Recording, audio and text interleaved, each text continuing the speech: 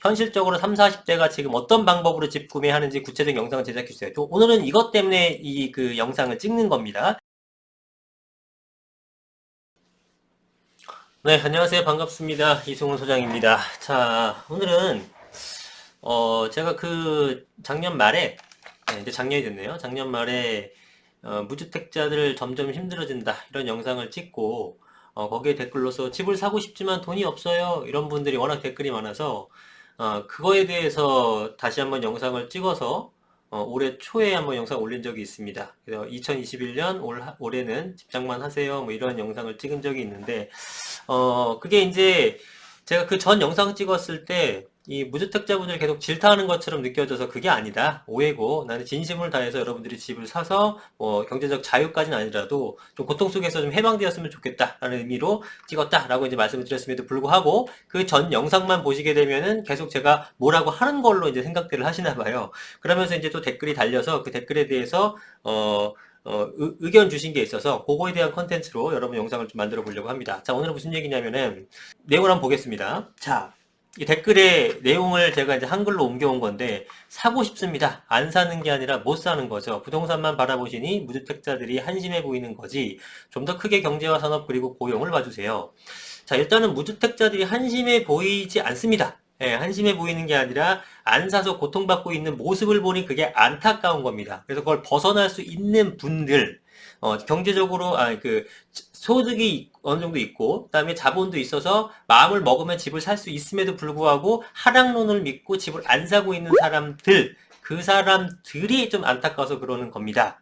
절대 한심해 보이지 않아요. 왜냐하면 저도 무주택 시절이 엄청 오래 길었었고, 예, 무주택 그 일대의 어떤 고통을 아는데, 고충을 알고 있는데, 그게 왜 한심해 보이겠습니까? 절대 그런 거 아니니까 오해하지 말아 주시고요. 자영업자들이 주택을 구매할 상황인가요? 상황이 아니죠. 만만치 않은 상황인 거 압니다. 코로나 때문에 더욱더 그렇죠. 대기업의 고연봉자가 아니면 대출받아서 사도 언제까지 일할 수 있을지 모르는 상황에서 얼마나 부담이 될까요? 그럼 대기업에 다니는 사람들은 충분한 여력이 있을까요? 이승훈 소장님 자녀분이 없나요? 있습니다. 사교육 안 시키세요? 엄청 시키고 있죠. 부동산 투자가 자녀에 대한 미래 투자보다 나은가요? 부동산 투자가 자녀에 대한 미래 투자보다 나은가요? 라고 물어보시면서 이분이 말하고자 하는 것은 당연히 자녀에 대한 미래 투자가 부동산 투자보다 우선시 되어야 한다는 것을 내포하고 있습니다. 근데 저는 반드시 꼭 그렇게 생각할 필요는 없다고 봐요. 부동산 투자가 자녀에 대한 미래 투자보다 그러면 낫다고 생각하느냐? 그 뜻이 아니고, 이거는 개별적으로 처해진 상황에 따라 틀릴 수 있다라는 겁니다. 그래서 저는 예를 들어서 자녀가 소위 말해서 공부를 굉장히 잘한다 그러면 거기에 집중적인 투자를 해야겠지만 관심이 없어 얘가. 그리고 해도 스스로가 전혀 공부에 대해서 생각이 없는 아이다. 그런 친구들도 있을 수 있잖아요. 그렇다면 거기에 대한 투자보다는 차라리 부동산 투자를 하든 뭔가를 하든 얘한테 나중에 뭐 사업 자금을 만들어 주던 얘가 뭐 운동선수라거나 아니면 뭐 다른 어떤 걸 하고 싶은 거면 그걸 밀어주기 위한 자본금을 만들어주는 그것도 다 자녀를 위한 교육, 미래 투자를 위한 교육이라고 볼 수 있습니다. 그래서 반드시 지금 학원을 보내고 학원비를 해주고라는 것만 자녀에 대한 미래 투자가 아니라 부동산 투자를 한 다음에 그걸로 자본을 취득하고 그 자본 이득으로서 자녀한테 뭔가 실질적인 도움을 주는 것도 저는 미래 투자라고 생각을 해요. 그렇기 때문에 부동산 투자가 자녀에 대한 미래 투자보다 반드시 우선시 되어야 되는 건 나쁜 겁니다. 라고 말하는 것은 옳지 않다고 봅니다. 무슨 얘기인지 아시겠죠? 그래서 부모된 입장에서 자녀 교육을 소홀히 하는 건 너무 어려워요. 당연하죠. 저도 마찬가지로 공감합니다. 요즘 같은 교육 환경은 자녀의 교육 노력만으로는 좋은 결과를 만들기가 힘듭니다. 저는 100만 배 공감합니다. 이게 좀 안타까운 현실이긴 하지만 요즘 같은 교육 환경에서는 자녀의 성적이 거의 돈에 비례하는 수준이 아닐까 싶을 정도로 애들한테 서포트를 얼만큼 해주냐에 따라서 성적이 많이 바뀝니다. 이건 좀 어쩔 수가 없어요. 개천에서 욕난다는 건 옛날 얘기고 지금은 얼마나 좋은 선생을 붙여주고 얼마나 유명 학원을 붙여주냐에 따라서 애들 성적이 좀 판가름 나는 경우가 많습니다. 물론 자녀의 노력은 기본적인 전제고요. 아무리 서포팅 해줘도 자녀가 노력 안 하면 그거는 의미 없는 것이고 똑같이 노력을 했을 때 얼마나 지원을 해주냐에 따라서 가격 성적이 나더라는 겁니다.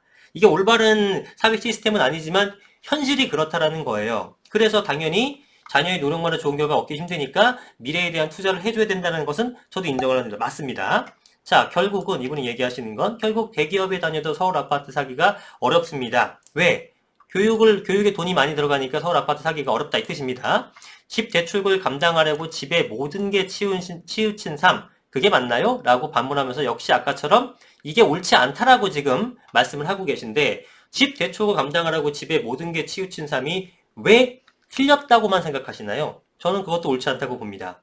옳다 틀리다가 아니라 서로 다른 의견을 가진 것 뿐입니다. 왜 당연히 이것도 뭐 지금의 소확행, 뭐 지금을 어느 정도 즐기면서 살아야 되지 왜 미래를 위해서 지금 희생하느냐, 그렇게 생각하실 수 있는 분이 있고, 반대로 미래를 위해서 내가 지금 힘든 삶의 질이 좀 떨어지더라도 그걸 감수하겠다라는 분이 있습니다. 그래서 지금 저한테 상담 오시는 분들 중에 상당수가 제가 여쭤봅니다. 지금 이렇게 해서 집을 마련하실 수가 있는데 어쩔 수 없이 그 반대급부로 지금 삶의 질이 떨어진다. 이만큼의 어떤 지출을 더 발생하기 때문에 여기서의 지출을 줄여야 되고, 이 지출이 줄어들면서 삶의 질이 떨어질 수밖에 없다. 감수할 수 있겠느냐? 감수할 수 있다. 그런 분들이 투자를 하는 겁니다. 모든 걸 다 하면서, 내가 하고 싶은 거 다 하면서 투자까지 완벽하게 성공할 수 있는 사람은 세상에 한 명도 없죠. 그러니까 내가 뭔가를 할 때는 다른 거에 대한 기회비용이 사라져 버리는 겁니다. 그건 어쩔 수가 없어요. 그럼 집 재출근 감당하려고 집에 모든 걸 치우치는 사람들이 많습니다. 생각보다. 그죠? 많아요. 그래서 그분들이 얻는 건 뭐다? 미래의 수익이죠. 당장은 이분들이 30평대 새 아파트 들어갈 수 있음에도 불구하고 외곽 지역에 허름한 빌라를 구입한 거기서 거주를 합니다. 신혼임에도 불구하고. 실제 사례들이에요. 그런데 나머지 돈으로 재개발 같은 걸 투자를 해놓습니다. 그 이분들은 5년 뒤, 10년 뒤는 어떻게 되겠습니까? 당장은 불편하겠지만 나중에는 훨씬 더 처음에 새 아파트로서 시작한 분들, 그러니까 자기 당장에 편한 걸 원했던 사람들보다는 당연히 훨씬 더 경제적으로 높은 지위에 있겠죠. 그래서 미래의 이득을 위해서 지금의 현재의 불편함을 감수하는 겁니다. 그렇게 하는 거예요. 그게 이렇게 표현하는 겁니다. 집 대출금 감당하려고 집에 모든 게 치우친 삶입니다. 그게 맞나요? 맞는 분도 많죠. 아닌 분들은 그렇게 살고. 그럼 현재를 더 중요하게 생각하느냐, 미래를 더 중요하게 생각하느냐, 이건 선택의 문제인 거지.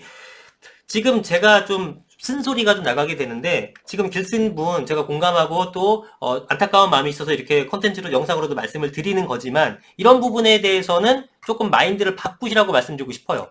아니, 나중을 위해서 지금 당장의 불편함을 감수해야죠. 그거 감수 안 하고 어떻게 수익을 낼 수 있겠습니까? 예. 어느 정도는 감수해야 되는 겁니다. 자, 자기 여건에 맞는 집을 사라고 하지만 자녀를 키우고 있다면 이사가 쉽지 않다는 걸 아시잖아요. 당연하죠. 당연합니다. 잘못한 건 정부 정책인데 고통받는 건 서민들이네요. 예, 그렇죠. 일부 부동산 채널에서는 무주택자가 한심하고 멍청하게 판단하고 왜 아직도 주택 구입을 안 하냐고 몰아붙이는 것도 있네요. 요거는 제가 확실하게 말씀드리는데 잘못된 거죠. 예, 여러분들은 한심하지 않고 멍청하지 않고 그런 거 절대로 아닙니다.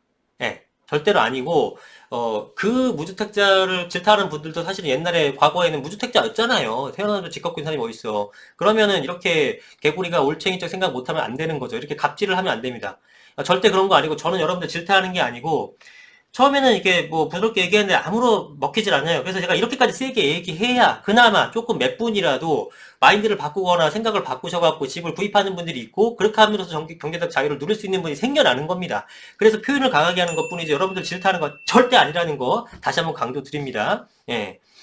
지금의 가격 감당이 어렵죠. 그 다음에 지금의 가격은 감당하기가 너무 어렵네요. 맞습니다. 많이 올랐죠. 좀 아쉽죠. 옛날에는 감당 충분히 했는데, 여러분들 3년 전만 하더라도 강남 3구 빼놓고 웬만한 서울 지역에서 주택자금 대출 받아가지고 저리로서 어지간하면 집을 구입할 수 있었습니다. 지금은 사실은 강남이 아니라 서울 진입도 지금 힘든 상황이 돼버렸죠. 좀 안타까운 부분이 있는데, 자, 그렇다고 영끌에서 사는 게 맞나요? 고민됩니다. 고민이 되는 이유는 여러 가지가 있겠죠. 당장 현실적으로 불편함을 감수해야 돼요. 그죠? 애들 학업비가 줄어들 수도 있는 거고, 외식을 못하게 되는 거고, 여행도 줄여야 되는 거고, 뭐 이러한 삶이 되는 게 싫은 것에서 고민되는 게 하나. 그 다음에 주택 가격이 떨어질까봐 고민돼서 못 사는 게 하나. 영끌하지 못하는 이유는 뭐 대체적으로 그런 것들이겠죠. 그러면 이건 뭐 미래일이니까 여러분들이 어떤 걸 선택할지는 제가 수차례 말씀드렸다시피 지금 당분간 한 3년 정도는 공급량이 없기 때문에 한 2년까지는 거의 확고하게 가격이 상승한다고 저는 믿는 사람이고, 2023년까지도 90% 이상의 확률로 가격이 올라갈 것이다. 2024년서부터는 공급량이 나오긴 하는데 그때로 떨어질지 올라갈지는 그 부분은 가봐야 합니다. 왜냐면은 변수가 너무 많아요. 일단 정권이 어떻게 바뀔지 모르겠는 거고 그 사이에 코로나 변수라든가 경제적인 변수들을 그 뒤에까지 그 예상하기 너무 어렵습니다. 다만 부동산에서 총 공급량만큼 중요한 어떤 가격 변동의 포인트가 없기 때문에 그걸로만 판단했을 때는 다른 악재들이 있다고 하더라도 가격이 상승하는 그런 그 영향력이 훨씬 더 크다라는 겁니다. 무슨 얘기인지 아시겠죠? 왜냐면 집이 없어. 집 자체가 없는데 다른 뭐 코로나로 인한 어쩌고저쩌고 이런 거 뭐 금리가 상승하고 어쩌고 해더라도 가격이 올라간다는 얘기입니다. 그런데 그러면은 3년 뒤에는 떨어질 수도 있나요? 예, 2024, 2025년 떨어질 수도 있다고 판단은 하는데 그걸 이렇게 본다는 겁니다. 예를 들면 지금 우리 주택이 여기 있습니다. 여기 있는데 여기가 숫자를 하는 게 더 편하겠네요. 100이라고 해보죠. 100인데 여기서 이렇게 올라갑니다. 3년 정도 뒤에는 예를 들어서 여기가 200이 됐어요. 네, 3년 뒤에. 그러니까 이때까지는 꾸준하게 우상향한다고 보는 입장인 겁니다. 그런데 여기서 2024, 2025에 돼가지고 떨어질 수 있다. 물론 계속 올라갈 수 있어요. 이 부분에 대해서는 제가 노코멘트 하는 겁니다. 근데 최악의 경우를 가정했을 때 떨어진다고 하더라도 이렇게 떨어져갖고 이게 한 170 되는 겁니다. 그래서 결국은 무슨 얘기냐면 제가 하고 싶은 얘기가 지금 사면은 100인데 나중에 떨어지는 시기가 도래한다라도 지금보다는 무조건 높다라는 겁니다. 그러면 이때 사야 되는 게 맞을 겁니까? 이때 사야 되는 게 맞는 겁니까? 요걸 여쭙고 싶는 거예요. 물론 이 전이었던 1년 전 80, 2년 전 70, 3년 전 50, 4년 전 30 이때 샀으면 더더욱 좋았겠지만 지금 뭐 지나간 건 어쩔 수 없는 얘기고 우리가 타임머신 타고 과거로 돌아갈 수는 없잖아요. 현 시점 100, 그 다음에 나중에 떨어질 시점 도래하더라도 170. 그렇다면 여러분들이 언제 구입해야 되느냐? 과연 연끌을 해야 되느냐 안 해야 되느냐 이 부분에 대한 정답을 드리는 거고요. 또 하나 고민되는 거 두 번째가 내가 삶의 질이 떨어진다. 그거는 감수하셔라 이겁니다. 감수해야지. 그거를 그럼 감수 안 하고 할 거 다 하면서 집까지 사는 사람이 어디 있습니까? 지금 집을 사시는 분들은 지금 당장의 현실적인 불편함, 현실적으로 삶의 질이 떨어지는 걸 감수한 분들이라고요. 그걸 안 하면서 어떻게 하겠습니까? 그래서 지금 무주택자분들도 왜 우리한테 뭐라 그래 돈이 없어서 이러는 건데 라고 하시는 분들도 이해 가지만 한편으로 유주택자분들이 지금 정부 정책이라든가 이런 거에 대해서 반기를 드는 거는 뭐냐 하면 정부가 유주택자들, 이 녀석들, 나쁜 녀석들, 투기꾼들 이러면서 세금을 뺏어가는데 이 유주택자분들이 항변하는 건 뭐냐면은 아니 무주택자들은 아무것도 안 하고 그 할 거 다 하면서 집을 안 산 거고 우리는 지금 불편함을 감수하면서 삶의 질이 떨어져 가면서 노력해갖고 돈을 모아서 악착같이 해갖고 집을 샀는데 그 집에 대해서 왜 가격 상승을 인정을 안 하고 그걸 뺏어가느냐라고 얘기하는 겁니다. 둘 다 맞는 얘기잖아요. 그죠? 네, 그러니까 어떤 누구한테 물어봐도 각자 할 말이 있는 겁니다. 그러니까 무주택자분들 유주택자 뭐라 할 거 아니고 유주택자분들 무주택자한테 뭐라 할 건 아니에요. 근데 무주택자분들은 유주택자나 다주택자한테 굉장히 안 좋은 시각을 갖고 있죠. 응? 자, 어찌됐건 부동산 채널에서 일부 부동산 채널에서 주택 구입 안 하고 몰아붙이는데 이거는 잘못된 거다. 저는 그렇게 얘기하지 않습니다. 그런 갑질을 제가 오히려 혐오합니다. 그리고 되게 싫어해요. 그 다음에 지금의 가격을 감당하기가 너무 어렵다. 되게 어렵죠. 여기 얘기했군요. 다만 집값 전망 또는 주택 폭락론자에 대한 반박 영상보다는 현실적으로 3, 40대가 지금 어떤 방법으로 집 구매하는지 구체적인 영상을 제작해 주세요. 또 오늘은 이것 때문에 그 영상을 찍는 겁니다. 이걸 알려드리기 위해서. 그래서 예컨대 평균적인 가구의 상황을 예를 들어 연봉 7천만 원이며 자녀가 초등학생 가구를 가정해 본다면 자, 평균적인 가구가 연봉 7천이 아니죠. 여러분들 연봉 7천만 원이면 굉장히 상류층까지는 아니지만 그 중산층에서는 상위 계층에 속하는 정도 수준입니다. 최근에 그 소득 수준 봤더니 평균적으로는 한 300만 원 정도 소득이고요. 도시근로자 평균 하더라도 한 450만 원 정도가 최근 자료예요. 그러면은 450만 원 도시 근로자면은 그래도 비도시 근로자들보다 보편적으로 소득이 좀 큰 편이잖아요. 대기업도 많이 다 도시에 있고. 그러면은 도시 근로자 평균 하더라도 이게 12달에 되게 되면은 얼마입니까? 4,500에 900, 5,400인데 7천만 원이면은 중산층 중에서는 상당히 상위 계층에 속하는 편인 거죠. 근데 이런 제 생각은 이분을 모르지만 아마 연봉 7천의 초등학교 초등학생인 분이 아닐까 싶어요. 이 댓글 쓰신 분이. 이 정도의 그 가구라면은 집을 못 산다라는 것은 두 가지. 첫 번째 죄송한 얘기지만 의지의 문제일 수도 있습니다. 의지를 안 먹었을 수도 있고, 또 하나는 방법을 아예 모르는 것일 수도 있어요. 이분은 후자 같아요. 방법을 정말 모르겠다. 이런 분일 수 있으니까 그런 걸 좀 알려드릴게요. 자, 연봉 7천에 자녀가 초등학생인 가구를 가정해본다면 지출 후 대출을 상환할 수 있는 금액이 얼마 정도 될지가 정하고, 서울에 그나마 적게 오른 지역의 한 아파트를 지정해서 현재자가 얼마의 대출 얼마를 보고 연내 상환하는, 어느 정도 매월 어느 정도 비용이 들어가니 감당할 수 있고 구매가 가능하다, 이런 컨텐츠. 근데 여러분들 생각을 해보시면 이 내용이요, 제가 컨텐츠로 제작하지 않아도 여러분들이 얼마든지 해볼 수 있습니다. 집을 내가 예를 들어서 얼마 있는데 대출을 알아보는 거예요, 은행에다가.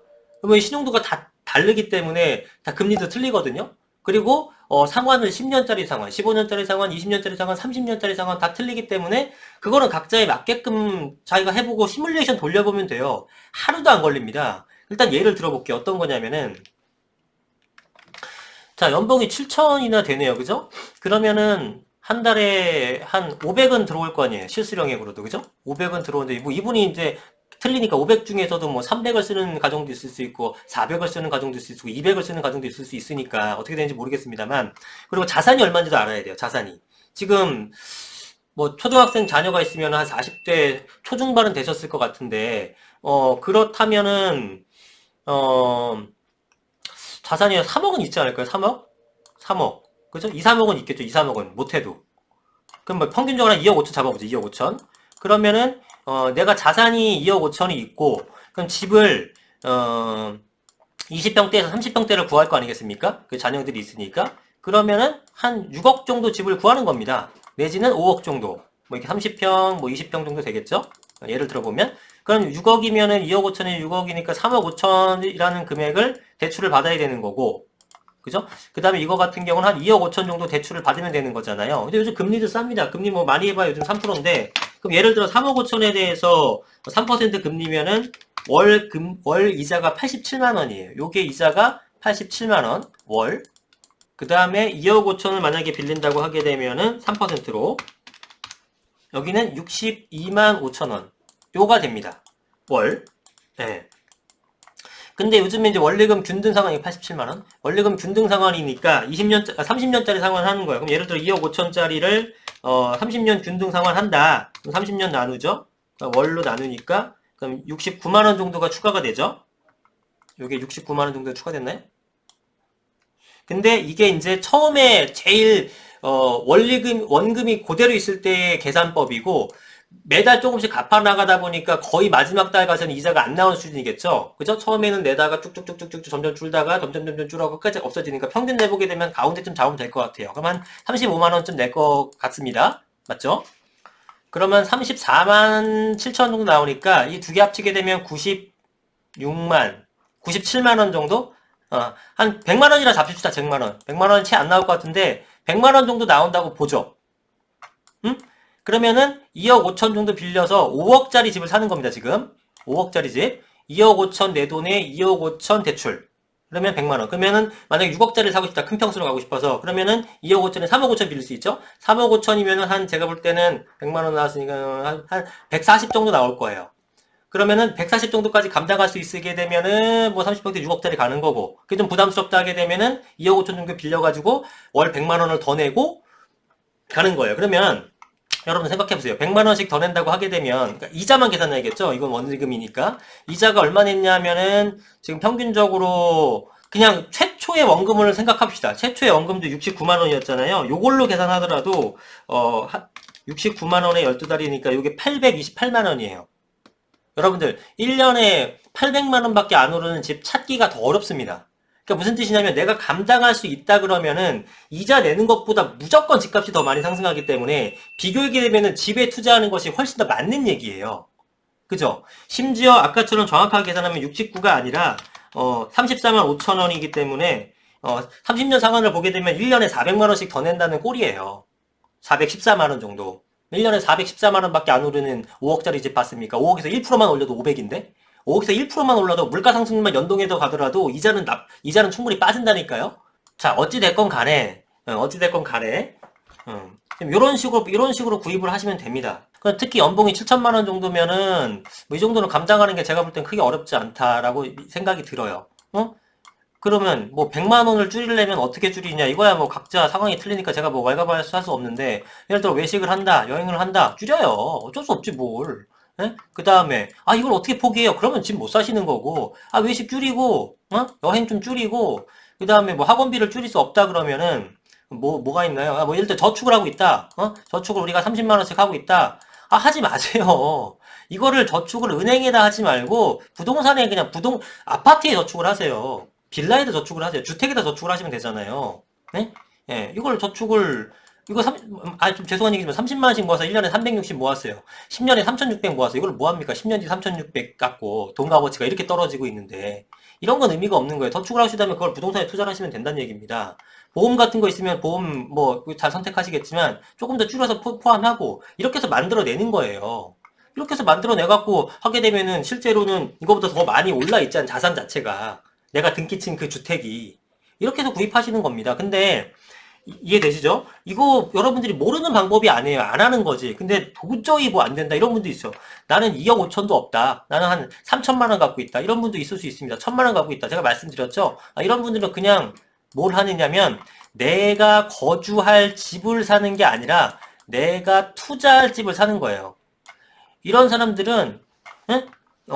투자용 집을 사는 거. 내가 지금 전세 살고 있을 거 아니고 무주택자시니까 내지는 월세 살고 있잖아요. 이건 그냥 그대로 유지를 하고 남은 자금 이걸로 합쳐도 지금 돈이 안 된다. 이런 아파트 못 산다. 그런 분들 이런 거 3천이든 1,000이든 이런 걸로 서울 쪽 예를 들면 서울에 빌라 사세요. 네? 갭으로. 가능합니다. 여러분들 몰라서 그렇지. 예? 아파트 값이 이렇게 올라가고 땅값이 이렇게 올라가는데 원재료 값이 올라가고 대체재가 가격이 올라가는데 빌라 가격이 안 올라갈 것 같습니까? 실제로 15년, 16년도, 17년도 이때 뭐 18, 19, 20까지 계속 비교를 해보세요. 빌라 가격도. 요즘엔 빌라 가격도 나오니까. 다 상승해 있습니다. 예? 빌라에 대한 편견도 일단 버리시고.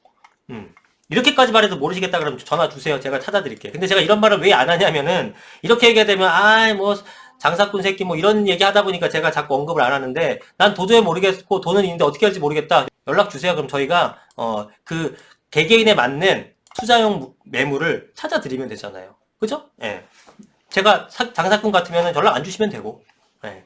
도대체 어떻게 해야 여러분들이 집을 사서 생각이 바뀌고 결국 궁극적으로 경제적 자유를 누릴 수 있을지 거기까지 안 가더라도 최소한 이 무주택의 고통으로부터 빠져나올 수 있을지 저는 그게 참 저의 어떤 사명이에요. 사명.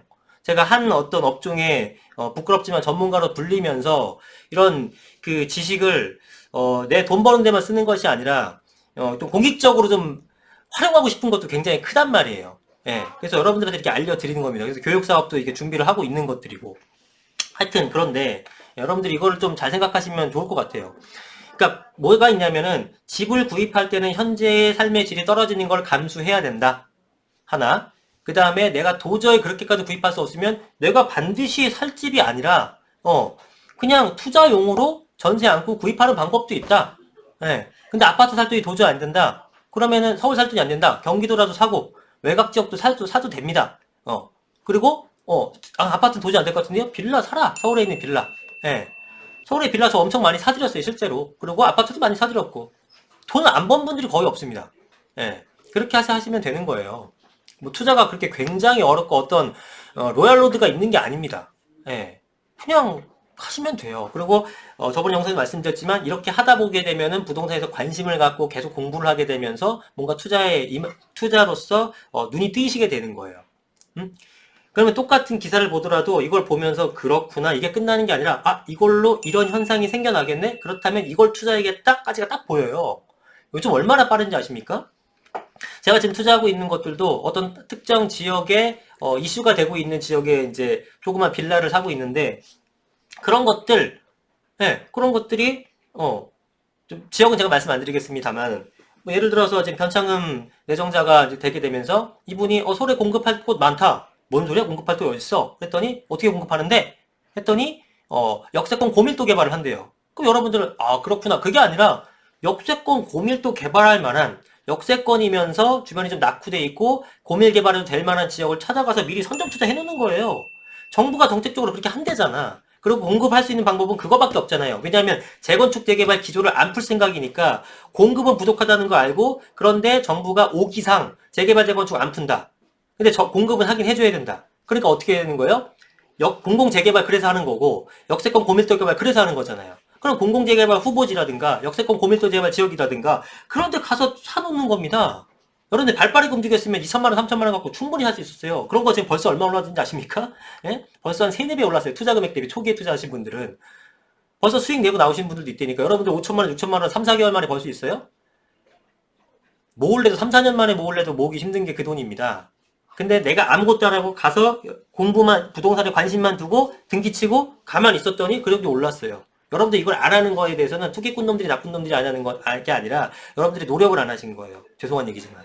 예.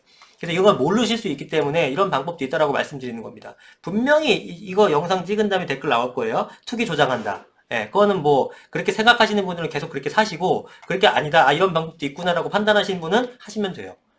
영상이 너무 길어졌는데 제가 지금 하고 싶은 얘기는 훨씬 더 많은 것 같지만 하여튼 오늘 여기서 끊고 뭐 추가적으로 한번 정리해서 다시 한번 말씀드리도록 하겠습니다. 여러분들이 무주택자 분들이 집을 사는 방법을 잘 모르시는 거 당연합니다. 해본 적이 없으면 당연히 모르는 거죠. 그래서 다시 한번 정리드리게 되면은 삶의 질을 좀 떨어뜨리게 되면은 돈을 좀 모아서 이자 부분 그 대출을 활용해서 할 수 있다. 무주택자는 대출이 나옵니다. 실거주자 특히 더 대출이 나와요. 그 다음에 1금융권이 안 되면 2금융권 활용하세요. 2금융권의 50%가 아니라 60%, 뭐 심지어는 70% 이상 나오는 것도 있습니다. 예, 잘 알아보세요. 있으니까 저리로 이용할 수 있습니다. 그 다음에 나 이것도 내가 살 집에 도저히 없을 만큼 종잣돈을 모으지 못했다. 이런 분들은 일단은 종잣돈이 100만 원만 200만 원밖에 없다. 이런 분들은 그냥 한 1000만 원까지 모아보시고, 예, 500이라도 모아보시고, 한 뭐 1, 2천, 2, 3천 있다. 이런 분들은 당장이라도 지금 구입할 것들이 많이 있기 때문에, 예, 의지만 갖고 용기만 내시면 됩니다. 아시겠죠? 자, 성투를 빕니다. 여러분들 집을 꼭 장만하시기 바랍니다. 오늘 영상은 여기까지 하겠습니다. 감사합니다.